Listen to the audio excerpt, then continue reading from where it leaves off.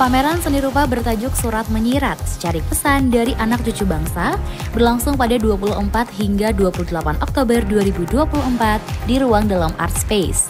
Pameran yang diinisiasi oleh Dinas Kebudayaan Kabupaten Bantul dan bekerjasama dengan Asmaralaya Art Production ini mencoba mereimajinasi gambaran atas peringatan dan momentum Sumpah Pemuda.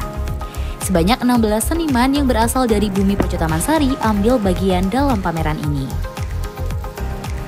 Prima Abadi Sulistyo selaku kurator pameran menuturkan, pameran ini melibatkan seniman dengan rentang generasi beragam, mulai dari generasi boomer, generasi X, generasi Y atau milenial, generasi Z, hingga generasi alpha atau post-milenial.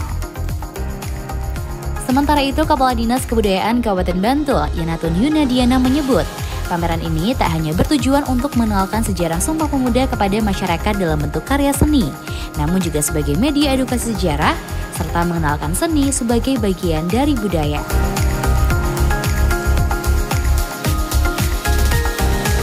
Turut hadir PLT Asisten Administrasi Umum Julius Suharta yang mewakili Bupati Bantul. Ia menyebut pameran ini memiliki makna mendalam bagi perkembangan seni di Kabupaten Bantul. Tak hanya pameran seni rupa, rangkaian acara ini juga diisi dengan berbagai kegiatan seperti workshop berkain, workshop penulisan dan pembacaan puisi sejarah, lomba menggambar, bincang sejarah Sumpah Pemuda, hingga penampilan pentas seni.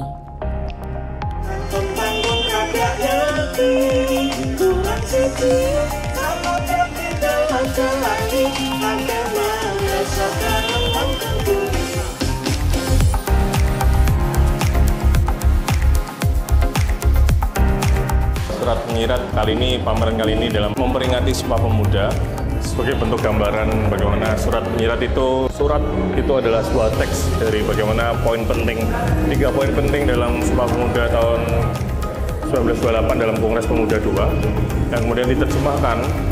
Saya kemudian dan tim membaca ulang bagaimana surat atau teks Sumpah Pemuda itu dikontekstualkan dari surat dan kemudian menyirat sebagai bentuk dari imajinasi gambaran para pemuda, para anak cucu bangsa membayangkan dan memperpanjang semangat dan rasa nasionalisme, patriotisme, kebangsaan.